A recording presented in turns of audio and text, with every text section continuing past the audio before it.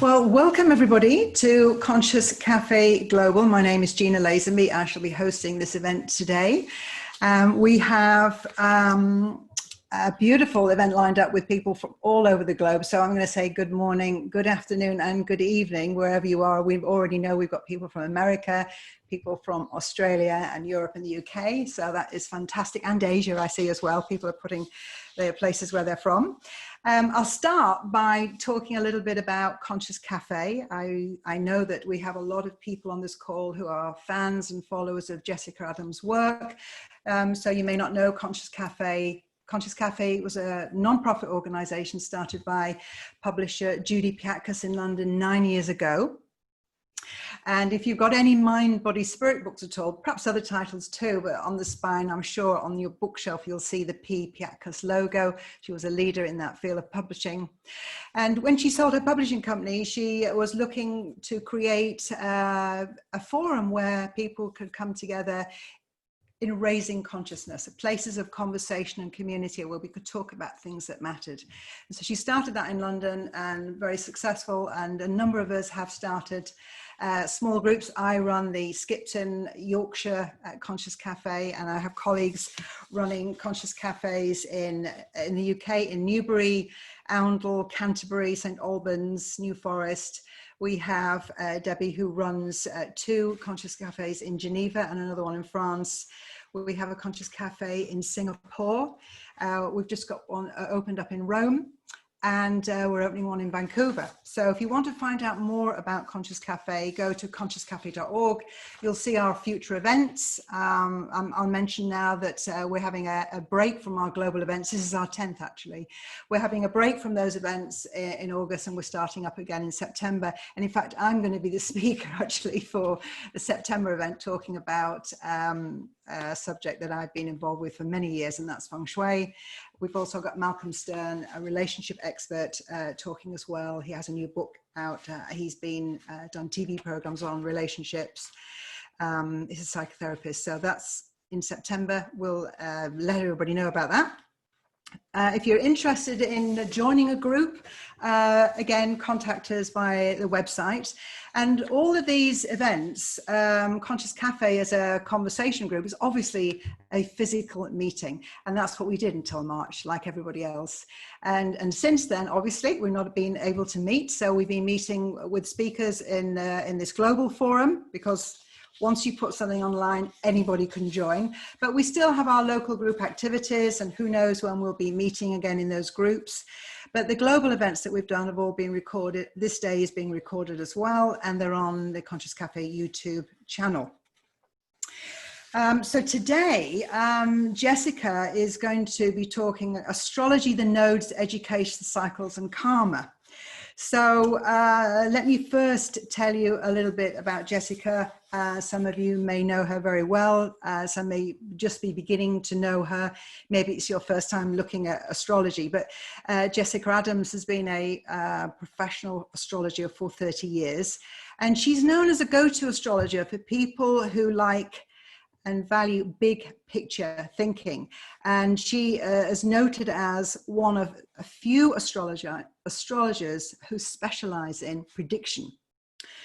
So she likes to make specific forecasts with names and dates, and her horoscopes have been called breathtakingly accurate. So that's fantastic. A lot of her profiles appear in glossy magazines like Elle and Vogue.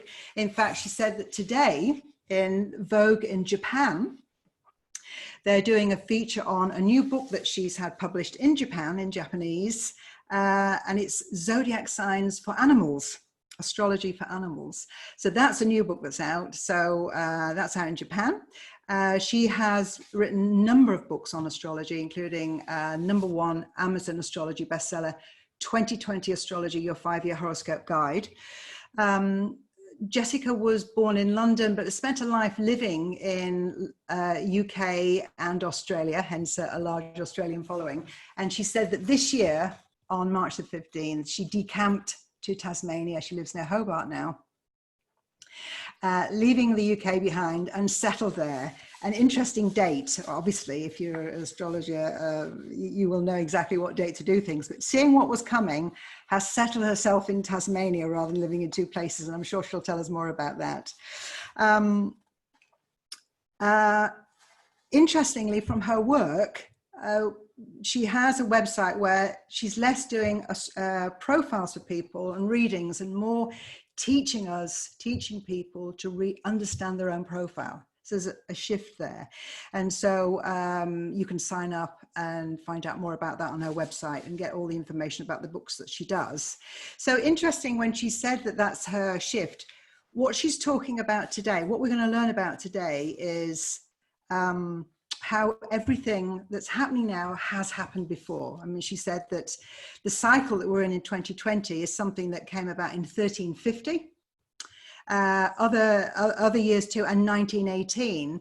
And if we know about astrology and we know what happened before, then we know what to do now. And so what she's going to be talking about is how we don't need to live with fear. If we are living with fear, we can keep the fear away because we know what to do to survive and to thrive. And astrology will give us that key, because it's going to be showing us, she's going to be showing us what happened before.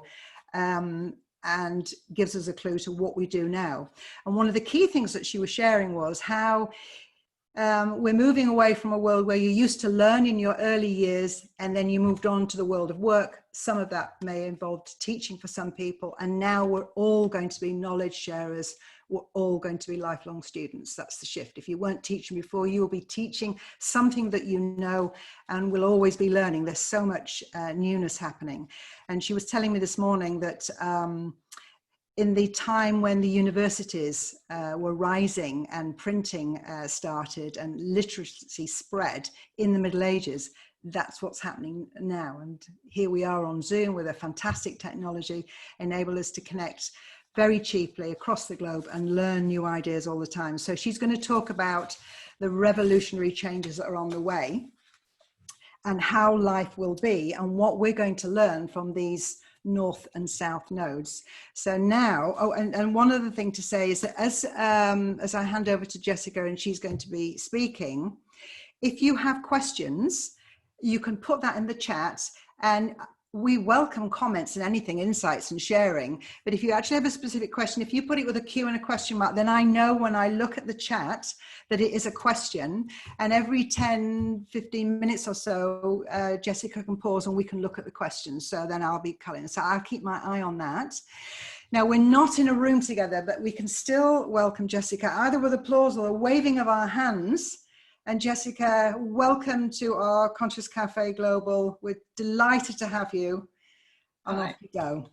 Thank you. Thank you. Namaste. Thank you, Gina. So thank you to everybody who's here on my time. It's 8:15 in the evening in Tasmania, Australia. Welcome to wherever you are. What we're going to do tonight, my time, is answer your questions. Talk about the way that we can learn from astrology to thrive and survive, even in this most unusual year. To say some fairly controversial things, because not everything in astrology agrees with what your political leaders are telling you. And also to look at the fact that astrology is here to reassure us that from 1350, the Black Death, everything has in fact happened before. And we are being delivered into a new age of learning and teaching, mentoring, tutoring and guiding, but also absorbing knowledge, which hasn't been with us for a very long time. You probably have already been doing this in 2020, whether you've been doing it casually, looking after somebody's children who've been sent home from school, or whether you are now learning a new skill to add to your skill set to make yourself more employable. We are seeing so much change this year. It's extraordinary. It's a perfect storm, really. We have not only the nodes in Sagittarius and Gemini, but we also have Uranus, the shock, the revolution in Taurus, which rules the world economy. And we also have this incredible mutable weather lineup. So if you have anything in your horoscope in Pisces, Gemini, Sagittarius or Virgo, you're really feeling it. And if you were born in the 1960s with Uranus and Pluto in Virgo, then over the next 20 years, your entire life is going to be about a reshape of your health, your well-being, your mental health, your physical health, your attitude towards work, and there are obviously lots of women here in this session, your life as a woman with housework, childcare, regular work. We are the working generation. I was born in the 1960s too. How on earth are we going to cope with the change? Well, you hear a lot of people saying, well, it's time for a rethink and a restart and a reset. Actually, it's more revolutionary than that. It's a complete replacement. And one of the interesting things about this cycle, we're heading towards Uranus in Gemini, which is going to revolutionize the internet. The thing about that cycle is that your idea is as good as anybody else's. So I work as a psychic as well as an astrologer, okay? And a lot of the people who are here in this session now are natural psychics or intuitives. They may be professional psychics. We're lucky to have two really good astrologers here in this session. We've got Stephanie Johnson and Robin Ray, one in England and one in Australia. So the conversation tonight is going to be really interesting. And your ideas, first thought, best thought, are honestly as good as any political leader that you've been hearing from. One of the things that happened in March after the shock, although it wasn't a shock to some astrologers, you know, certainly wasn't a shock to me because astrology had predicted this in 2019. A lot of information comes through very quickly because you're going to have to survive and you have to look after the people around you. I don't know if there's anybody here who's lost somebody to COVID-19. I've had 2 people die since March. And one of the things that I found happening in New York, which is where one of my friends passed away in 3 weeks, he was 52 years old, is that everybody was switching on their sixth sense, as you would in any crisis or emergency like wartime, in order to get through. So if you think back, it's quite important if you kept a diary, or even if you can just remember back to March and April, your first thought, best thought, and your initial reaction may well be the keynote of the next 10 years for you.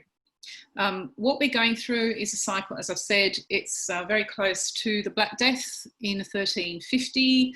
It's very close to the Great Plague in London in 1665, the Spanish flu of 1918, and AIDS in 1981. So the thing about this virus is that people are focusing on a cure or a vaccine, and it's entirely possible that we are not going to see the magic miracle appear over the mountain as quickly as people want. You can see that still on the screen. The Black Death entered England in 1348 and it killed 30 to 50% of the country's total population. Fortunately, we're not in that cycle, but we are in a cycle when we have to get real about travel, because the perfect storm of what's going on with the North Node passing through Gemini and the South Node passing through Sagittarius is that it is hitting generations of people born with the outer planets in Sagittarius, which is the sign of travel, okay? There's this massive mutable sign, T-square and Grand Cross, forming in the heavens between Generation Virgo, who were all born in the 1960s, who are concerned about their health, Generation Sagittarius, who were born in the 70s, 80s and 90s, who just want to keep on traveling, who are the globalization generation. And that meets like this in the horoscope in what's called a T-square. I'll just show you these things called the nodes. I'm going to do this very un-high-tech thing of pulling out books from my desk as I'm talking to you, but this is a great book if you're new to astrology. It's written by my friends Maggie Hyde and Jeffrey Cornelius with Chris Webster. It's called Astrology for Beginners. And Maggie is a tutor at the Sun Sign School, which Stephanie Johnson also tutors at, who's here this evening. Now, this is a great illustration of the North Node and the South Node, Dragon's Head and Dragon's Tail. And this was known at Stonehenge. So here's that picture again. You can see one of the great things about going to Stonehenge is that they completely edit out astrology, right? You go to Stonehenge and you have the official sort of take on Stonehenge, but the truth is that the 56 Aubrey holes around the edge of Stonehenge, discovered by an amateur astrologer called John Aubrey around the time of the plague and the Great Fire, really are an eclipse predictor. So these sun and moon cycles, which involve the North Node and South Node, are embedded in the landscape of Britain. And prediction and plague are embedded in astrology and history, because at about the same time, one of John Aubrey's heroes in astrology, William Lilly, was putting predictions about plague in writing, illustrated with pictures of rats next to a coffin, as if it couldn't be any more obvious. And the language of astrology was really set. The future prediction cycles of plague and astrology were set, not with the intention of terrifying anybody, but with the intention of educating and informing people about cause and effect.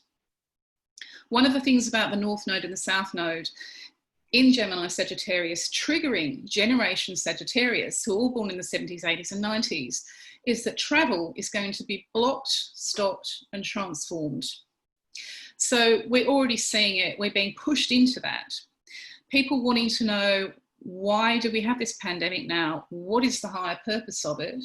When you stop globalization, you stop carbon emission. So Mother Nature, Mother Earth has a higher incentive with all of this, and lots of you will have been picking up on that from the very, very beginning. There is actually a point to this.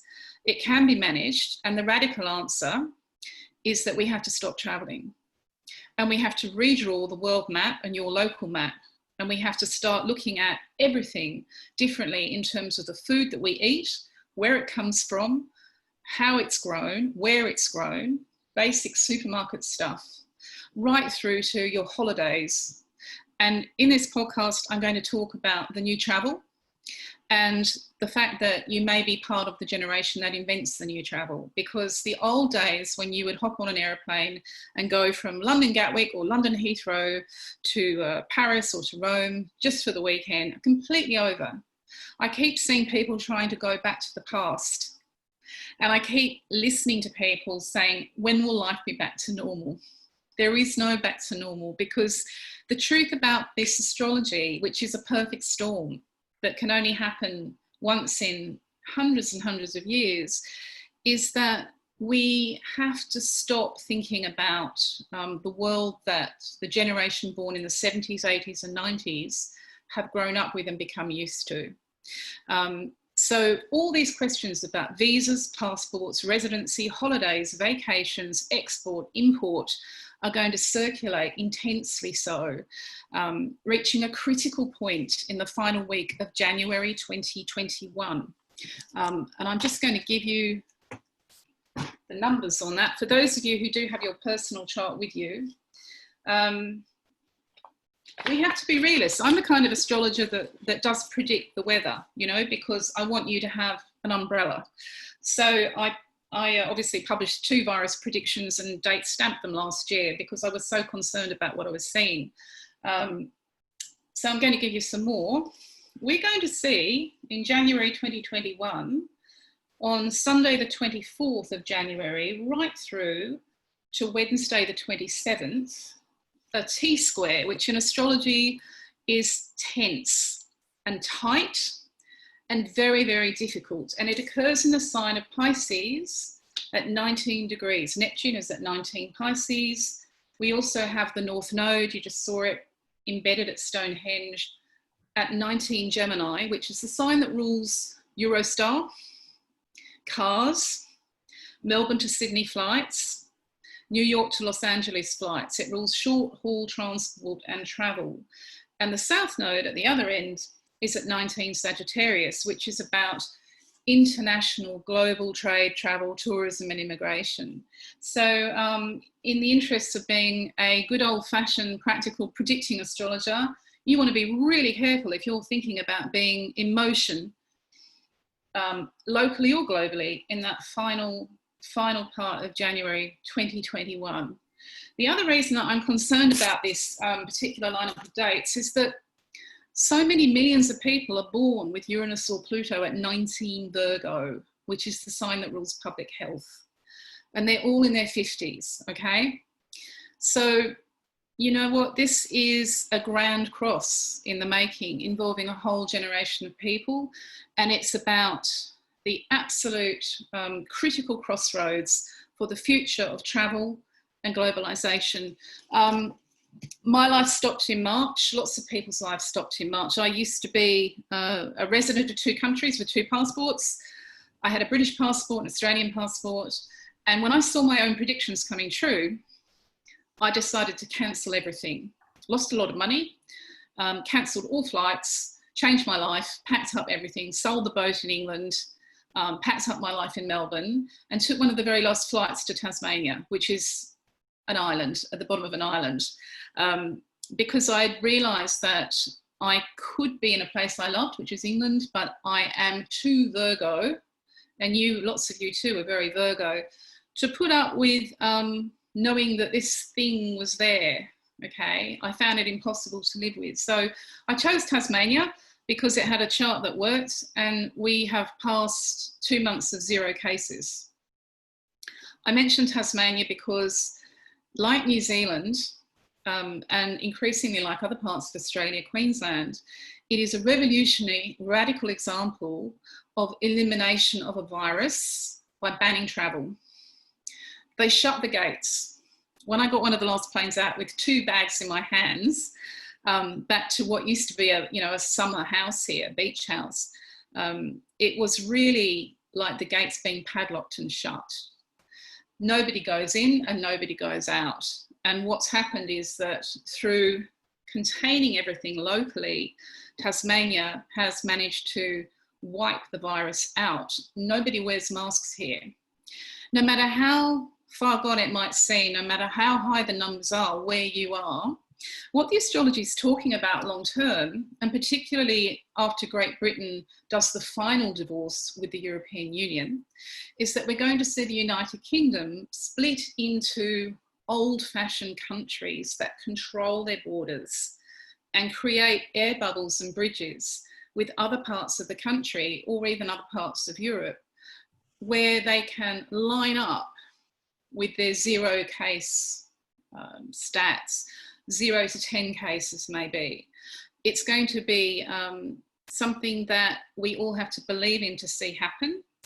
If you think it's impossible, it's never going to happen. But the future is very much about controlling borders and stopping travel and stopping the widespread movement of people. You are going to have to decide where you want to live and where you want to be.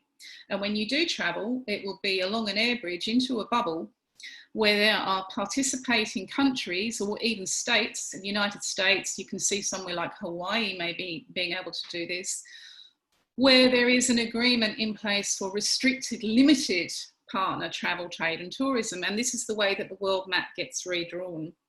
So if we go back to the Spanish flu, is an interesting one. So here we go, 1918, the Spanish flu, absolute disaster. It wasn't Spanish at all, of course. It was actually really because Spain was writing about it and publicising it in their newspapers and everybody else was trying to cover it up. That meant that people labelled it Spanish, but quite wrong. So if you're taking notes, the mutable weather, mutable signs, Gemini, Sagittarius, Pisces, Virgo. Astrology is based on sociology. So it's not just about the weather, it's about the people in the weather and the sorts of people that they are. And I mentioned the perfect storm in 2020. So here we go back to learning from 1347, the Black Death. Can I have that popped up again, actually? Because Gina, I've just lost it again. Okay. We've got this, thank you. So this is what happened in 1347, which is uncannily like 2020, though not as disastrous, I hasten to point out. Jupiter and Saturn in Pisces. This year we have Neptune in Pisces, the North Node in Virgo and the South Node in Pisces. That's what they call mutable weather. And even then, there was a generation of Sagittarius born with Neptune in Sagittarius and Uranus in Sagittarius. And these babies of the 1300s became the adults of the Black Death. And so they were wrestling with mutable weather, which is, as you might guess by the name, changeable. It mutates and the virus mutates. Okay, that's something that we need to it's typical of astrology that the word mutable should be related to the word mutate. A mutating virus is very hard to find a vaccine for. The Great Plague, 1665-1666, which devastated London, predicted by the astrologer William Lilly many years before it happened. Jupiter in Pisces, again Pisces. Pluto was in Gemini. The North Node was in Gemini, South Node in Sagittarius, exactly the same as now. And they had a generation of Sagittarius who were born with Pluto in Sagittarius from 1639 onwards. So they were the adults being hit by that cycle. Spanish flu, 1918. Jupiter in Gemini, the North Node in Sagittarius, the South Node in Gemini, and Chiron in Pisces, more mutable weather. And they also had a generation of Sagittarius born with Uranus in Sagittarius from 1897. This was also the time of the Great War. So that generation, these were the young men who were sent to Europe, probably for the first and tragically the last time in their lives. They were the generation who also redrew the world map after World War I. COVID-19 2020, North Node in Gemini, South Node in Sagittarius, Neptune in Pisces. And we also have generation Sagittarius born with Uranus in Sagittarius from 1981, Neptune in Sagittarius from 1970, and Pluto in Sagittarius from 1995. All of these generations have a mission, and their mission is to travel, to emigrate, to relocate, and to move. But in each case, through all these pandemics that we've seen, epidemics and pandemics, they've been blocked and stopped by the mutable weather around them. And that has each time reshaped the world and redrawn the world. This time around in 2020, it's about climate emergency.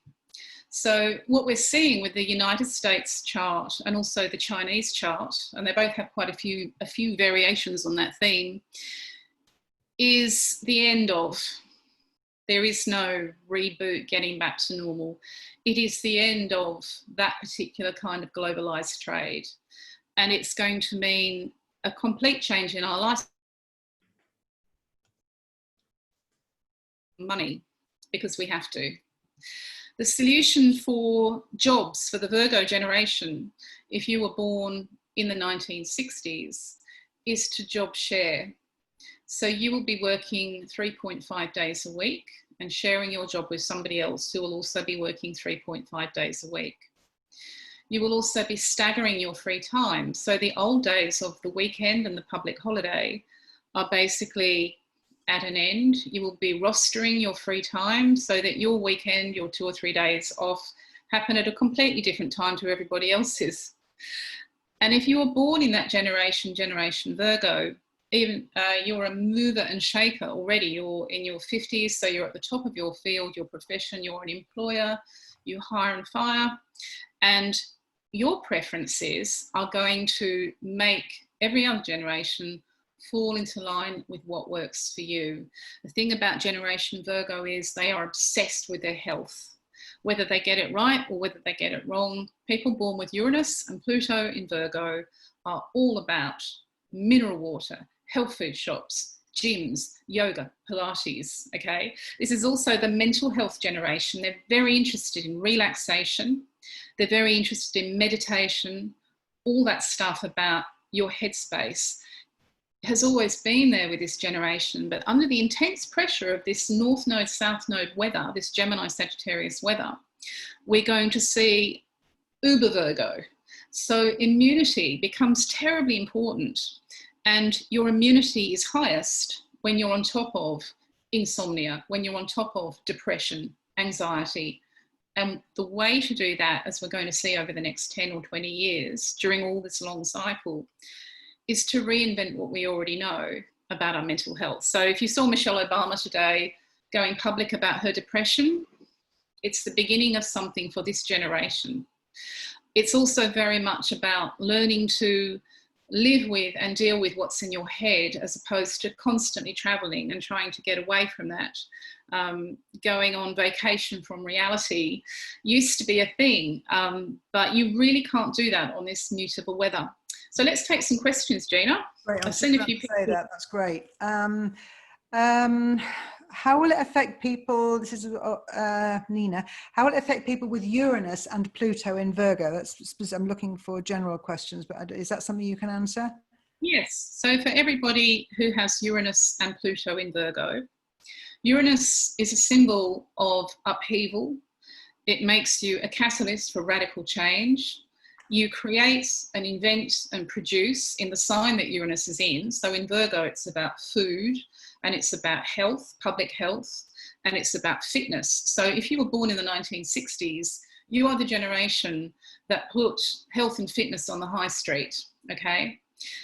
Before the generation born with Uranus and Pluto became consumers, there was no gym on the high street. The only people who went to the gym were professional Olympic athletes. The only people who wore sports gear, tracksuits and running shoes or boots on the high street were professional footballers. You know, we forget the only people who wore baseball caps were baseball players. But along comes the generation born with Uranus and Pluto in Virgo, and suddenly your entire mall or high street has transformed. We've also got, I don't know if you remember when mineral water came in the 80s. I remember being at work on a magazine and somebody brought in samples of Perrier and Evian water in plastic bottles, and we all looked at each other and said, why would you buy water? But now we have this entire generation who are obsessed with water, clean water, pure water. Yeah. So each generation is obviously very different. Uranus and Sagittarius people who are tuning into this have invented travel, reinvented travel. They travel differently to the way that their grandparents and great-grandparents did, because they take cheap flights often and they use Airbnb. Uranus in Virgo people, also born with Pluto in Virgo, are obsessive Pluto, driven Pluto, about their health, Virgo, and fitness, Virgo, and their diet, okay? So this is the generation that grew up with supermarkets. Supermarkets were invented during this Virgo period in history. This is also the generation that grew up with the contraceptive pill. So if you're born in the 1960s, by the time we get to 1969, the pill is on commercial sale around the world. So we have women in particular being massively affected by medication, which is a Virgo theme. So I hope you're getting a feel for what Uranus and Pluto and Virgo people are all about. The reason that we're going to see so much travel and transport blocked and stopped and changed is that Generation Virgo and Generation Sagittarius are at cross purposes, because the two signs are in what they call a square aspect. And normally it's okay, they kind of rub along together, but what's happening at the moment and for some years to come is this massive kind of squeeze on these two groups of people who want very different things. And once Uranus goes into Gemini and opposes the Sagittarius placements of billions, we are going to see, honestly, the end of all the travelers we knew it. So it's not just airline collapse and cruise collapse. It's also about rethinking what it means to be a tourist and how to be an explorer rather than somebody that flies in and flies out. We're also going to see new inventions. Some of you will already be tuning into this. The bicycle will evolve into forms that we never dreamed of now. And the train, okay? We're talking about a complete refit here. The Virgo people, the Virgo generation, is that they've survived AIDS, okay? The first time that they ever hit this weather was in the 80s, when they were all coming of age, or getting married or losing their virginity or going into relationships. And this is the second hit, okay? And what we're seeing over the next 20 years is the reality of epidemic planet, okay? We get all this information from looking at previous cycles, the Black Death, the Great Plague, Spanish flu. Whenever you get a very high density concentration of people in a very small place, a capital city like London, whether you're talking about people living 5 families to a room during the 1660s, or whether you're talking about high-rise apartment living, extreme high-rise, and you add travel, then whenever anything, a virus of any kind emerges, you get the perfect storm conditions for it to become very much more serious. So Generation Virgo in particular, because they're growing older, you know, it's a fact of life that as you go into your 60s and 70s on this planet, you're going to have to be a realist about public health and about your own immunity. And COVID-19 may very well turn out to be another HIV, okay? Nobody really wants to think about it, but it's true.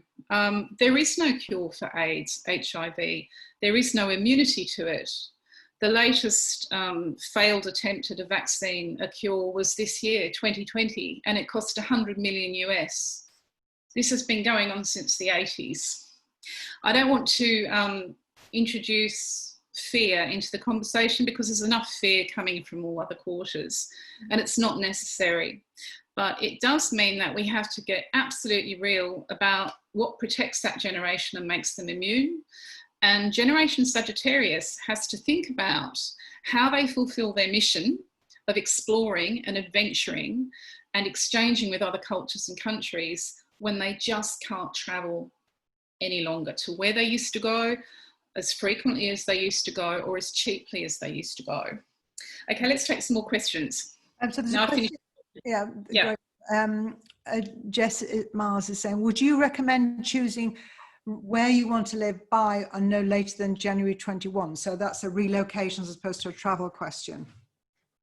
Yeah, it's the other side of the coin is for all of you who've got planets in Cancer, the zodiac sign that rules home and settling and belonging, roots, culture, heritage, history, family.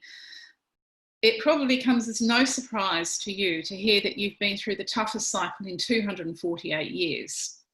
Your Cancer planets have been opposed by not just Pluto in Capricorn coming from the other side since 2008, but you've also been living with Saturn in Capricorn, the South Node in Capricorn. This year, 2020, is the beginning of the downhill slope for you. So if you have found it extremely difficult to feel at home, to find a house or apartment to settle in, to sort out the family or the household, to even sort out your town or country, the good news is it gets easier in stages. And by the time you get to November, on the Jupiter-Pluto conjunction in Capricorn, and particularly Christmas, about a week before Christmas, when Saturn is out of Capricorn, for the first time in years, certainly since Christmas 2017, you're in a position to commit and to stabilise your life. Because one of the things about people who do have planets in Cancer in their chart, or Cancerians, is that you need to be grounded, you need to be settled, you need to feel the ground beneath your feet. It's extremely difficult during this mutable weather when everything's constantly changing.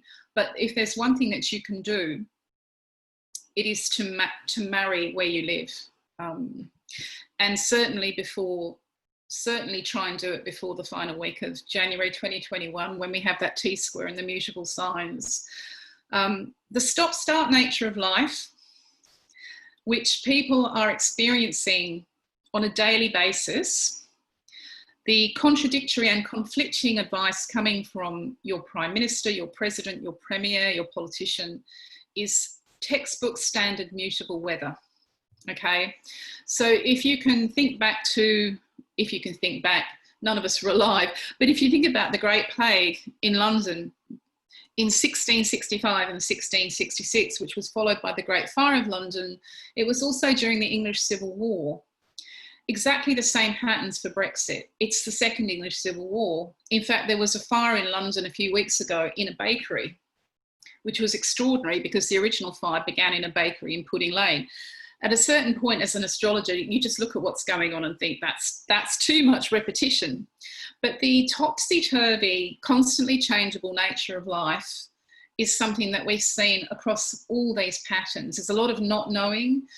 And one of the reasons that you're going to see people push really hard to eradicate the virus in a very small territory, like a county or a state, eventually a whole country, is that they want to know what's going on.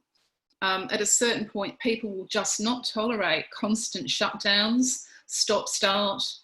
You know, you send your child to school, your child's sent back from school, you begin a new project, it's called off because it's been an outbreak at the supply. You know, it's just insane and it's not necessary. The key to conquering this topsy-turvy, constantly changing mutable weather is to really address Sagittarius and travel. Okay, let's take some more questions.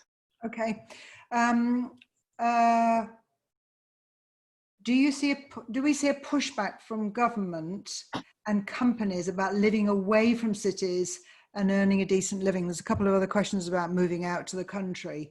So yeah, really, yeah, that's really good. I mean, yeah, you're the author of The Healthy Home, Gina, which is a great book about how to have a healthy home. It's also about increasingly your surrounding area. It's going to be about the countryside.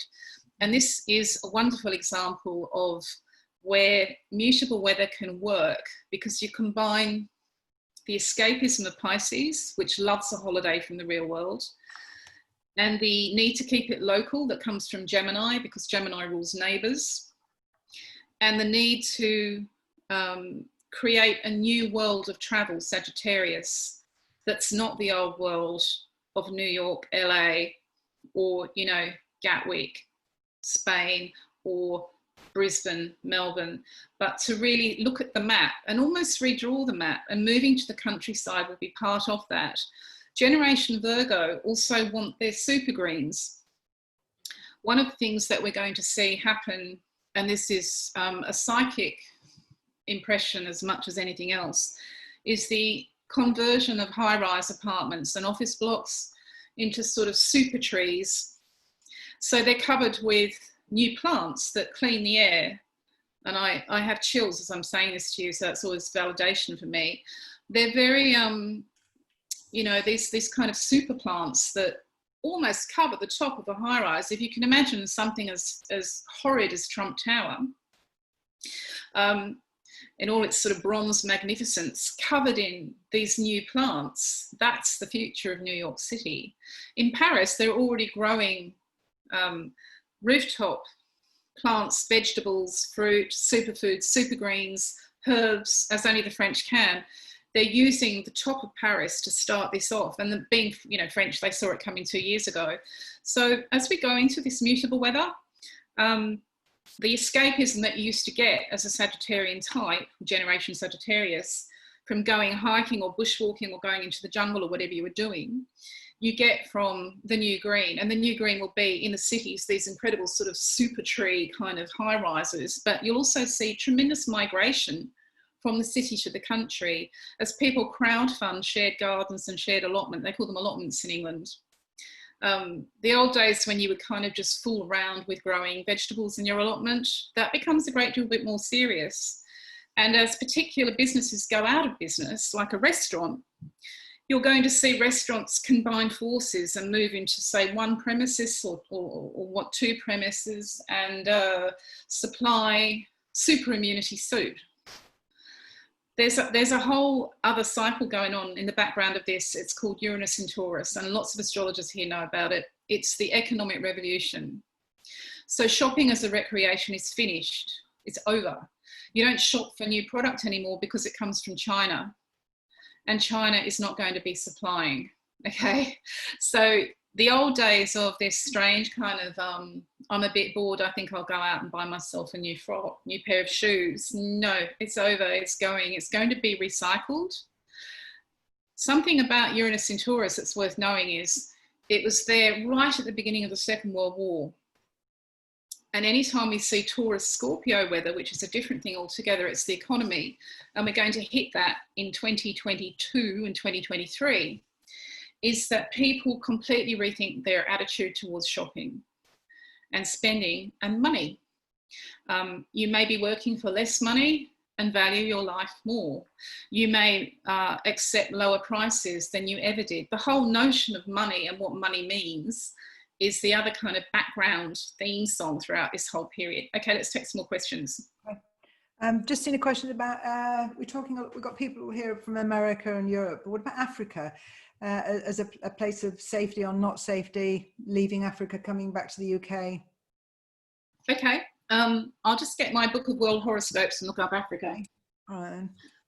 I told you it wasn't high tech.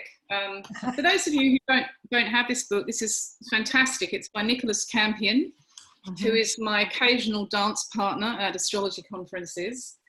And it surprises people when they hear that countries have horoscopes too, but of course they do.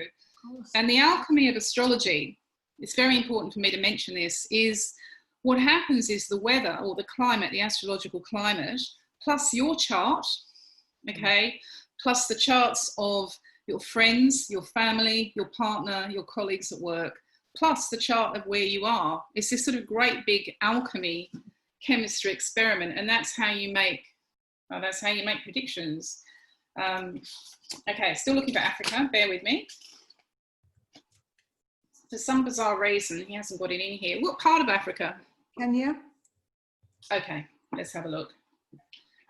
I've just found Mozambique, going back to the K's. Got a lot of Japanese charts here. Oh, okay, here we go. So, okay.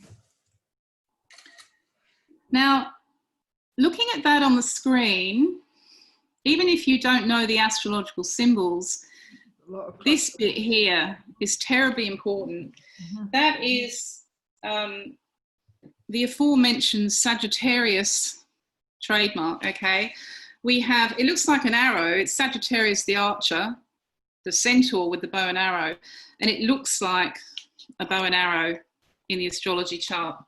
And what we have here, I kid you not, is the sun at 19 Sagittarius. So remember when we were going back to the last week of January 2021, we had that T-square, Neptune at 19 Pisces, the North Node at 19 Gemini, the South Node at 19 Sagittarius. Ooh, excuse me. Unfortunately, Kenya is right in the middle of that, and it's very, very difficult. I think you should, I'll give you the data for the person who asked, because I am concerned about it. The 12th of December 1963, okay? So we've got 00 BGT Nairobi. This is astrology in action, because I am taking responsibility for alerting you to the fact that that is not a very good chart at all for the last week of January 2021, okay? Okay. One of the other things I should, sorry, butting in quickly mention is that Neptune in Pisces in astrology is a symbol for cruise ships. Neptune being the god of the ocean, Pisces being fish. It's a really literal symbol of ships and shipping. And I think that that is a real red flag. So if you haven't already passed on that information astrologically to people that you know that are thinking about cruises or cruise ships, it's extremely difficult.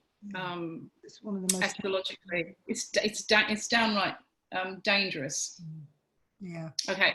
Another question is, not specifically travel or countries, is a redistribution of wealth possible, Natalie asks, and will some countries be forced to share amongst the world, or are we seeing a reconfiguration of the concept of money? So I'm just plugging that one up. Yeah, that's a really good question. The other thing that's happening, the perfect storm that's happening, is that we're seeing Jupiter and Saturn in Aquarius together, the sign of community, global community and sharing. In fact, an Aquarius in ancient Rome was the water bearer or the water carrier who took water into the Roman baths, which is where the community gathered. All classes, all genders, everybody in the pool together. They literally pooled resources. So your question is really about the Aquarius weather that's coming right after the change of leadership in the White House. The actual change of leadership will happen in October, the real change of leadership, the October surprise. But quite clearly it's going to be a massive success for the Democrats and the new way of thinking about America. And that, coupled with the ruler of Aquarius, which is Uranus in Taurus, which is money, suggests that the new economies will be community-led, the banking will be amongst friends, and you will be talking about digital currency that hasn't even been invented yet. Because you will decide your own values and you'll be doing it locally because it's easier. You'll be thinking about my postcode, my neighbourhood, my friends, and what we value. It's an extension really of what we're already doing. We've had lots of practice with things like eBay, you know, and Airbnb. We're getting used to the idea of friends trusting friends with material things. And that is going to go through the roof as we go into this new Aquarius weather, which begins next year. I'm going to jump to a question about universities. Bronwyn's asking, what will this mean for the future model for the 21st century post-COVID university? Yes, so everyone's picking up on the same thing here. this is a really good one to talk about history, because the last time that we saw this cycle, professors were teaching students in their own homes. So they weren't actually in Oxford or Cambridge. They weren't inside the University of Paris. They were tutoring and educating from their own house. So today that's, of course, things like Zoom. Incidentally, this technology that we're seeing now, amazing though it is for bringing the world together, it's incredible that you've come from all over the world, it's really about sort of the relationship that new technology has to old technology. By the time we get to the end of this cycle, we're going to see what now is this kind of fairly basic sort of group video thing become 3D. It will become highly interactive. It will become better and faster. It will include translation. It will look more like a really good film at the cinema, yeah? And you'll find that fewer people are there, but they're getting more out of it, all that kind of thing. We're going to see lots of technology where the vision is expanding on the screen in front of you, all sorts of magical and wonderful things as Uranus starts to go through Gemini. Eventually it will get there, you know. And in addition to the university revolution, where professors and tutors are doing that from home, you're going to see education become affordable and accessible to everybody. So the old model of education is that you go into debt as a student to learn. That's over. Forget it. It's not gonna, that's really over, you know, by next year, because the truth about the cycles that we're seeing in universities is that they will make them accessible to thousands of people for a very, very low amount of money, because they have to. There is no overseas student market anymore. It's already collapsed in Melbourne, you know, which is where some of the people here tonight are from. It's finito. The old model of a good university education, where you would have to be rich to learn, where you would physically go and stay in a college, a residential college, in order to learn, where, you know, you were basically paying or going into debt just, or an MA, that's finished, it's over. Everybody's learning all the time, and they'll be doing it with short courses. The language itself will change, so it's no longer called X degree or this kind of degree. It's just you adding to your skill set, and you'll also be teaching. You'll be tutoring and mentoring. Whether you call it that or not, there will be a massive demand for new knowledge, because one of the things about the new world is the old knowledge is no good. If you've just lost your job as a flight attendant at Virgin and you want to learn how to become, let's say, a new personal assistant in the new world of care homes, which are also going to be replaced, you need to learn, and you're going to do it with any number of people who are happy to teach you in this sort of technology. There's also the whole question of children and teenagers at home. There's only so much that you can do with a school curriculum. So a friend of mine in Bondi Beach has 2 young sons who are learning Russian and chess from a man in Moscow. And he's charging incredibly affordable rates, and multiply that by 50 people and he's got a business. And they're growing up to be, you know, Russian-speaking Australian grand chess masters. Wow. So if you have a skill, you will be teaching it, or you'll be volunteering it. And if you need to add to your skill set or even replace your skill set, you will also be doing that. And this kind of technology, Zoom, is incredibly, it will look incredibly primitive in 5 years from now, you know, much as we love it, is really the forerunner of what's to come. More questions? Okay, so it's 12. I don't know whether you've got points to go through, but it's about Biden, will it be him, the Australian economy, what about mortgages, what about renting and homes? So do you want to tackle that, or do you want to carry on with your points and then come back to that? I'll come back to that. Okay. The coast is not entirely clear for Biden to be a traditional one hit, one kind of leader, style of leader. I'm not being very articulate about this. The future is groups next year, and it is the group that will win this. I'm also concerned as an astrologer that all these Democrat discussions and decisions were made on Mercury retrograde earlier this year. I'm not totally convinced yet that this is the model that we're going to see. The other problem that we have is that none of these candidates have any AA rated data. So you just can't, you don't have a chart.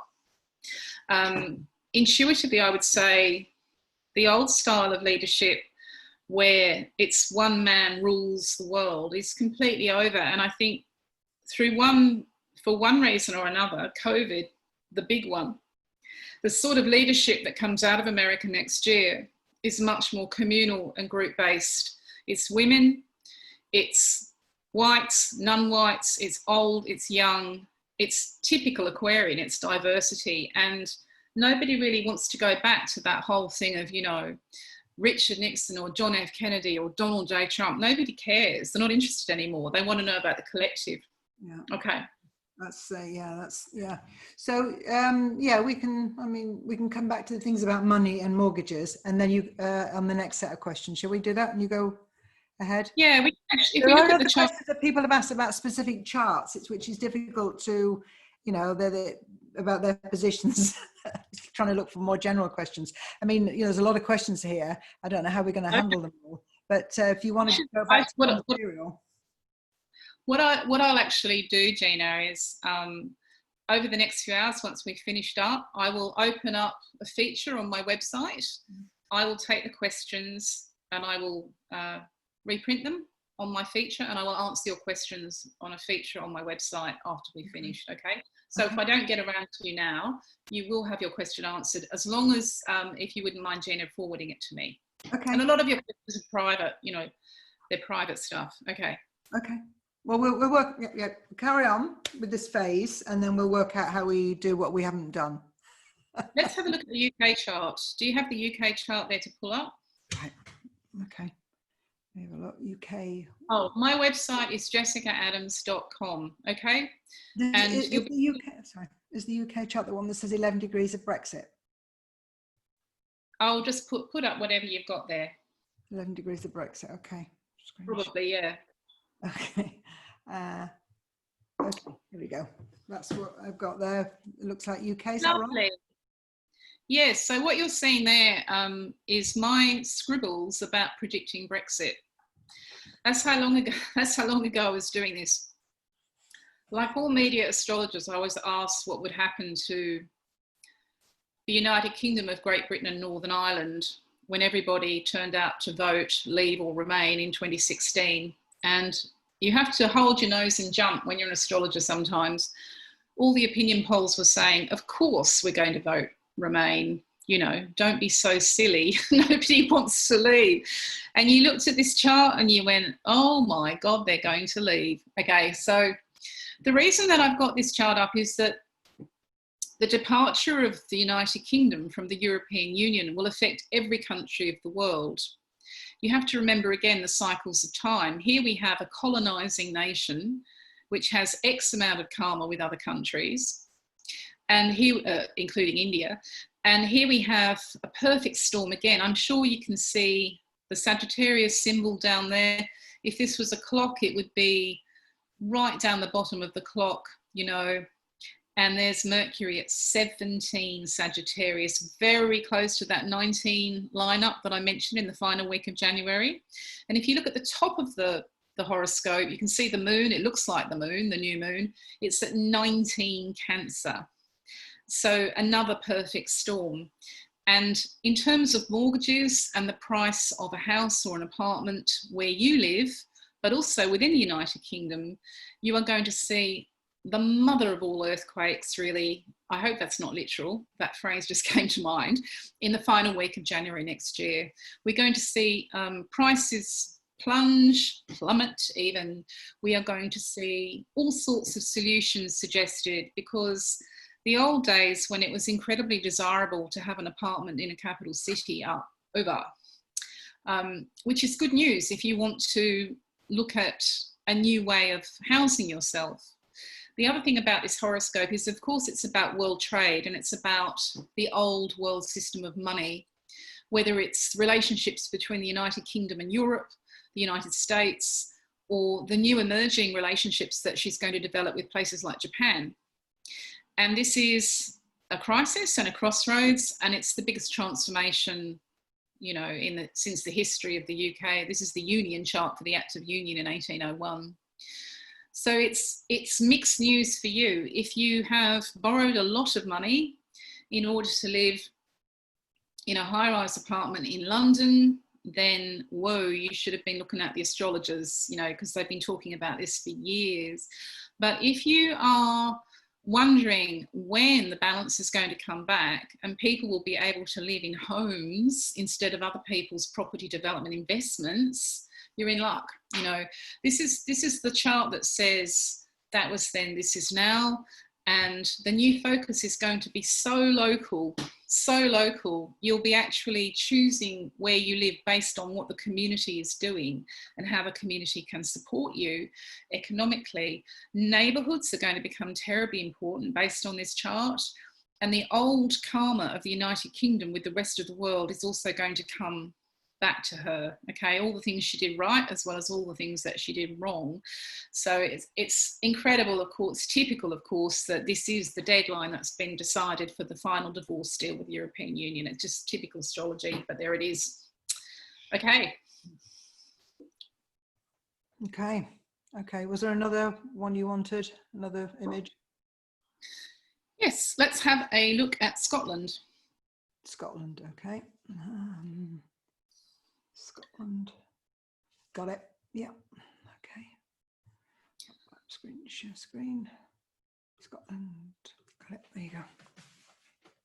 Scotland was somewhere that I was asked about constantly. There it is. You can see the character of Scotland there. So Aries, very feisty, very Mel Gibson, very Braveheart. But Scotland was one of the countries that I was asked about constantly when their referendum for independence came up. And again, as an astrologer, you have to stick your neck out, you know, and I said, look, based on this horoscope, which is, my God, the year 842, this country is going to vote to stay, but in the year 2022 and 2023, it will vote again and leave. And I had absolutely no idea why, but now we all know. COVID-19 is pushing the Scots towards a completely new decision about independence, because if they become independent, they can control their borders and they can do what they did in 1665, which is shut the English out. So you can see how the United Kingdom, this is something that Liz Green, the famous astrologer, predicted probably 20 or 30 years ago at astro.com, but the United Kingdom is no longer the United Kingdom. And the Scotland model will become the model for so many other parts of the world, whether it's Victoria in Australia, which is currently in terrible trouble, okay, or whether you're talking about the entire country of New Zealand. What we're looking at is a really tremendous amount of local feeling coming through, a desire to protect local people and local borders. And if the Constitution won't permit that, as it currently doesn't with Scotland, you will see different regions and countries and territories and counties pushing for change until they can eradicate it and shut the gates.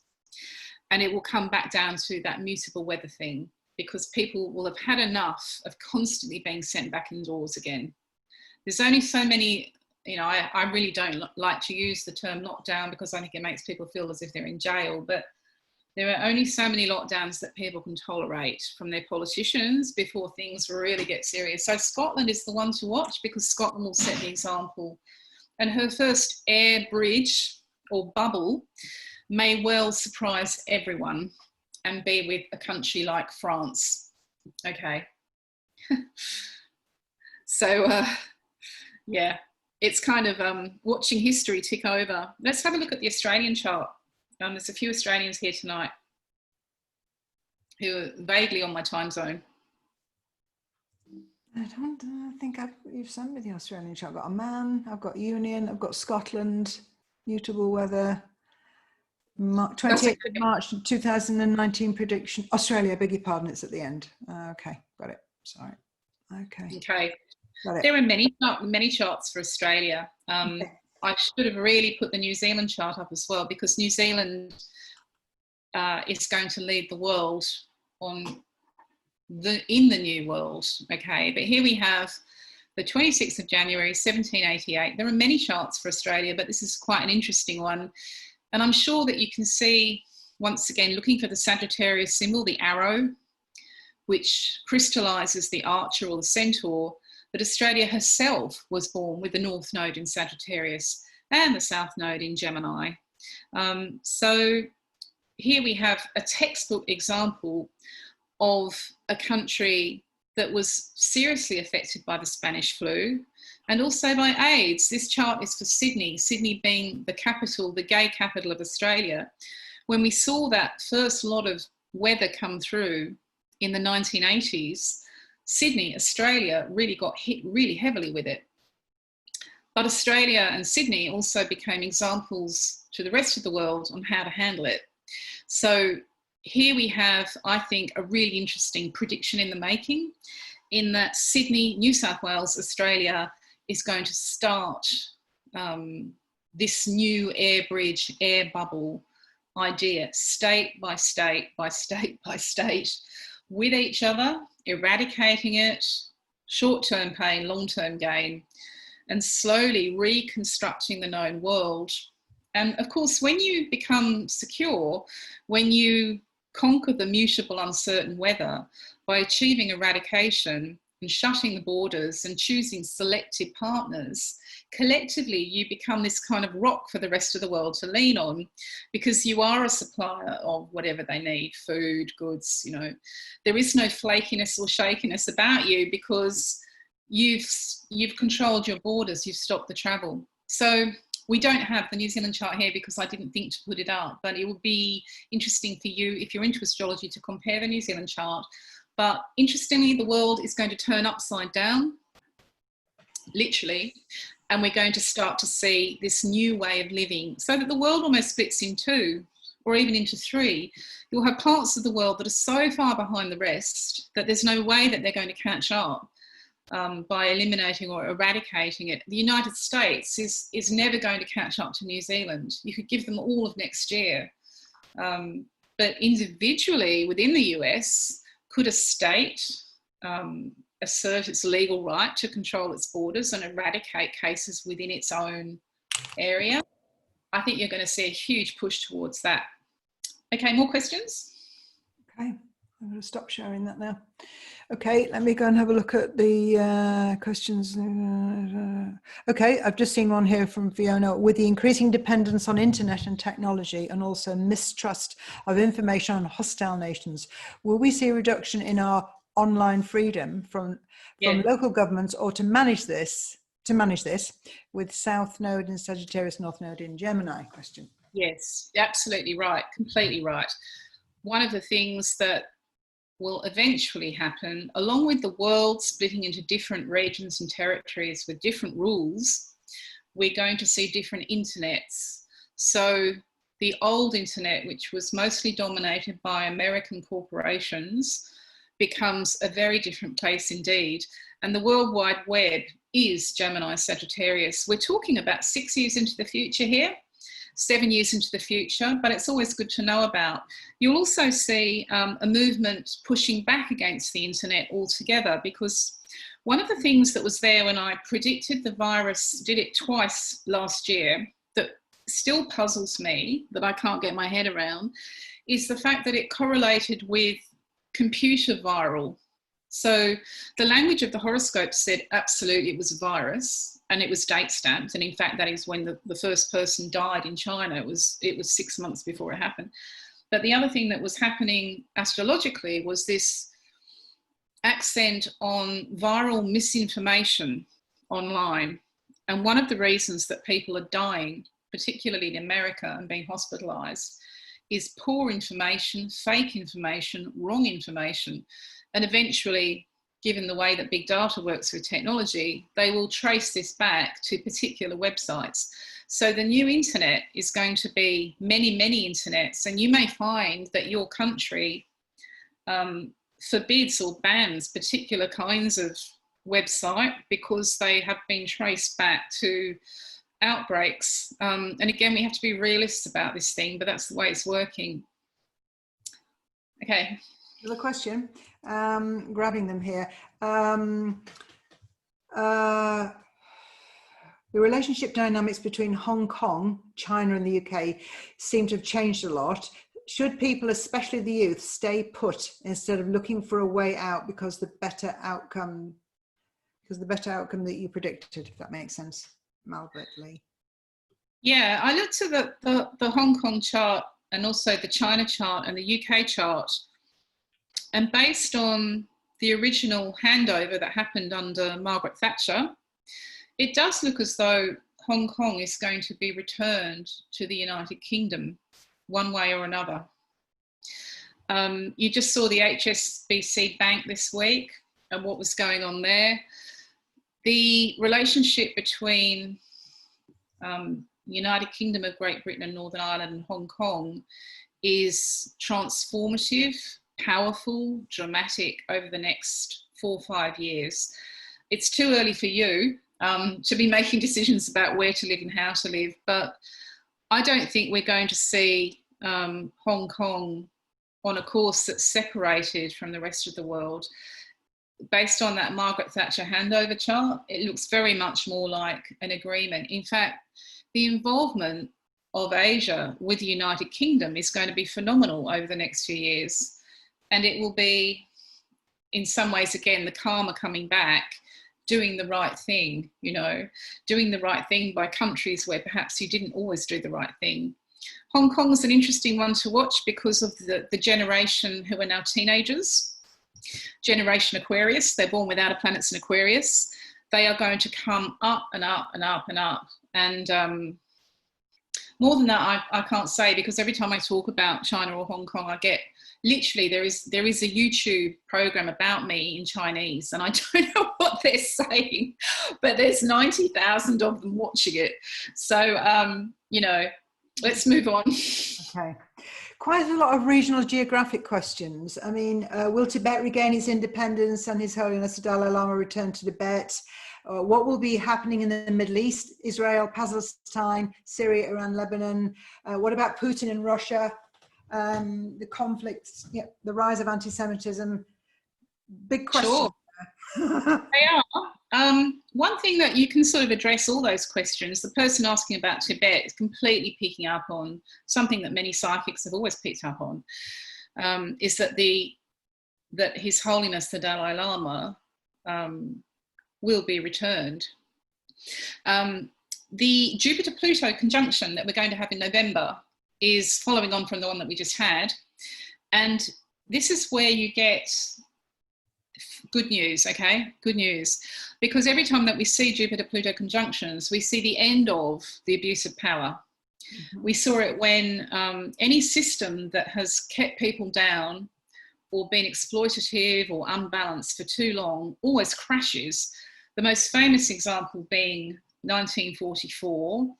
Hitler nearly loses his life in a bomb blast. He loses his hearing.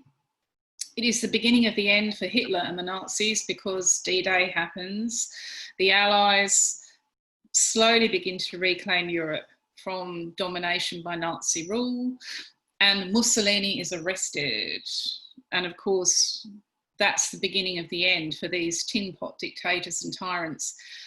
Whether it's individuals or whether it's a system like apartheid, whenever you get Jupiter conjunct Pluto, Jupiter beats Pluto. So for those of you who are astrologers, the mythology is that Jupiter was Pluto's brother. And when Pluto went too far and tried to dominate the entire world by kidnapping Proserpina, Jupiter intervened and he forced him back down where he belonged. So we see, if you're curious about this, there's an article on my website, but every time we see Jupiter conjunct Pluto, bad systems or bad people go down. You know, so if you're talking about Vladimir Putin making himself ultimate ruler of Russia, he's doing Pluto, and if you do Pluto, you get Jupiters. And if you're talking about Donald Trump, you know, trying to sort of install his family as the rulership of this democracy, if you're going to do Pluto, you get Jupiters. I found a photograph of Maxwell when she was about, I don't know, 23, 24 years old. She was posing with Pluto, the Disney dog. somebody had dressed up as Pluto in this sort of huge puppet outfit, and she was sort of hugging Pluto. He even has a medallion saying Pluto on his dog collar. If you want to see astrology and in all its mystery and weirdness, you've really got to look at Maxwell Epstein.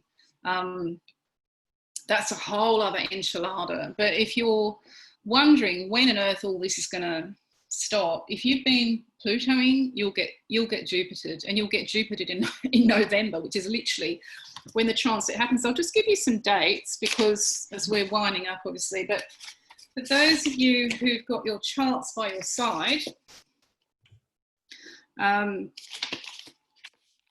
what you're looking at, Jupiter at 22 Capricorn, conjunct next to Pluto at 22 Capricorn, between Sunday the 8th of November and Friday the 13th of November, which is lucky for some.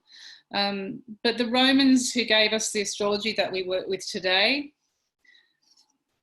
thought, believed, trusted that Jupiter always beat Pluto. And if you look back at every single time in history that conjunction has occurred, whether it's Nelson Mandela coming to power in South Africa, it's the death knell for apartheid, whether it's Obama coming to power in the United States, it's the end of the White House. You're always looking at the end of a person or a system that had a colossal amount of power and did the wrong thing with it. Mm. So yeah, you should be optimistic about this year, despite the insanity out there. Mm. Well, what you're talking about is the end of these masculine hierarchical power systems, especially that, you know, everything's moving and is moving to the extreme. You know, Trump moves in and then, you know, he turns into a despot, which he wasn't at the beginning. There's a constant movement, and you're saying it's being pulled back. And when that happens, in that wash, in that turbulence, it's uncomfortable, but we're moving in the right direction. So that's yes, you're saying. Absolutely nailed it. Patriarchy, white men in suits ruling everybody and everything, is Capricorn. Capricorn is, no offense to anybody who's Capricorn here, but Capricorn has to have a system, structure, stability, and a setup. And too often with these cycles, what we've seen is a very, very small number of white men at the top in suits with their women ruling the rest of us in sort of pyramid shape. Capricorn, the mountain goat, is always about the mountain structure. Yeah. Patriarchy is going down big time for lots and lots of different reasons, but on a purely common sense level, when you have a lot of men at home, particularly single men, with nothing to do for 2 weeks because they're in self-isolation or they've just been sent home from Pizza Hut or wherever, they have to go in. They have to go inward. They have to think about their lives, don't they? We all have to. This is the Neptune in Pisces side of the mutable weather that I haven't really spoken about. But for those of you who have Pisces stuff in your charts, this is being really pushed at the moment. And it's just typical, again, of astrology, that the thing that's happening to everybody is we're being made to stay home alone. Heavily Pisces people do that anyway because they need the solitude in order to explore their inner space. But the reality of life today is that we're seeing big Neptune in Pisces weather.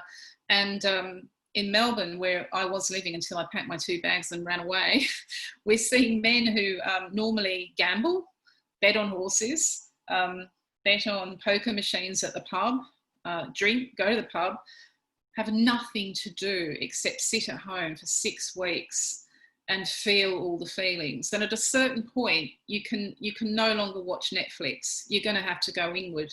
So one of the corners of this mutable weather is that inward looking stuff. That's fascinating. I'll just throw up, what about indigenous peoples of the world? And there was a question earlier on about Australia. Can I find that question? With everyone working on closing borders, what are some key astrological points for the safety of Aboriginal, First Nation, Black, and contextually minority peoples, especially with the Neptunian influence, etc.? Yeah, it's, I don't know if you saw that photograph went right around the world of Indigenous Australians standing with the Aboriginal flag on the road, and their cars and their picnic blankets, and just blocking the road to all the tourists who are coming in from a COVID infected area. So this is, if you think that it's been bad for animals, indigenous people, trees, the owners of the land. It's not your imagination. We're coming out of this Capricorn cycle with Saturn, Pluto and the South Node in Capricorn together, right opposite the Cancerian stuff. It's getting better in stages, but like all things that heal, there has to be a kind of crisis point in the healing when everything rises to the surface and it just seems like it's not going to get better. But according to the astrology, it can and does get better. Cancer is about your roots, your heritage, your history, your culture, your ownership of the land. Whether you're Native American or whether you're an Australian Indigenous person, you've got this huge backwash coming at you since, really honestly, since all these people came into power. But you're now pushing back the other way. The Black Lives Matter movement in America is also part of another cycle that we're having, apart from the end of this Capricorn weather battering the Cancer stuff in people's horoscopes. What we're seeing is the movement towards global diversity, community and equality. And it's easy for me to say that, but the reality is that's power. And people want it. They want to see the power redistributed. I mean, they're not out there with their masks on, risking COVID in the streets, risking violent arrest, you know, by the goon squad. They're not doing that. The passion is massive, and it's incredible to see white people doing it alongside non-white people. That's extraordinary. There is a big rumble, isn't there, coming up from underneath? So it's the end of the very difficult Capricorn weather that we've had, going into Aquarius weather next year. And this other massive part of the perfect storm is the mutable Gemini, Sagittarius, Pisces, Virgo action. We've talked about these big cycles. You mentioned about historic changes happening and the shifts with the nodes. And you mentioned about this 19-year cycle in 2020. What is it that people need to do in terms of 19 years back or 38 years back? What do we need to do in terms of looking, if we're looking at what happened before to help us now on a personal basis? What can you say about that? So if you want to work with the idea of cycles of time, in astrology, we accept that the North Node and the South Node describe your past life. You've been here before and you've done this before. So when you're looking at your personal birth chart, and if you don't have one, you can create one at astro.com free. Have a look at the North Node and South Node, the dragon's head and dragon's tail, because that will tell you why you're here, what you did, and what you're repeating. And if you find that you have the North Node and South Node in Cancer, Capricorn, then you are slowly coming out of a major cycle about your family, your town, your country, and where you belong. And if you have it in Sagittarius, Gemini, then you have been a lifelong traveler. You've lived in many different countries. You've been a lifelong explorer, and you're now being called on that. How are you going to do that in the new world? And if you have the North Node and South Node in Taurus and Scorpio, then boy, you've been through a lot of incarnations being both rich and poor. And when we go into, there's no other way of saying it, the toughest call for the world economy in years, in 2022 and 2023, when the nodes go into Taurus, Scorpio, all that past life knowledge is going to be invaluable, because you've been wealthy, you've been poor, you understand this stuff and you know how to make it work. So check your chart for those, because you're going to be having, you have just had your nodal return, you're going through it, or you're going to have it. And in terms of the world weather, all you really need to know about 2022 and 2023 is that we're seeing exactly the same cycles that they experienced in 1939, the first year of the Second World War. And rationing is a reality, okay? Which doesn't mean that you feel the fear or you panic or any of that stuff. But the old way of shopping and consuming and eating and drinking for that year or two is history. But if you have Uranus and Pluto in Virgo, you will find that it's the making of you. Okay, because you won't have access to McDonald's anymore, and neither will your friends and neighbours and family. It's over. It's over. So what we're looking at is brand new inventions, new food technology, new superfoods, new ways of eating, and new ways of handling the high street. We'll wake up eventually and go, we can't believe that we used to live like that, but we did.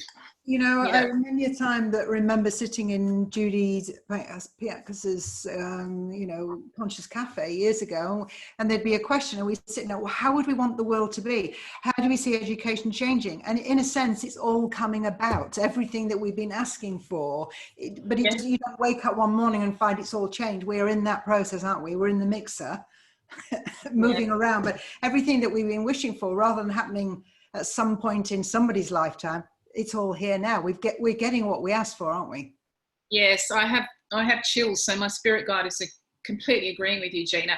I think that what Judy started, Piatka's books, I have tons of them on my bookshelves. All of us here who've got those kinds of books and have been to workshops, who teach workshops, have been wishing and hoping for a really long time, has just landed, okay? And it's a massive shock that it's landed.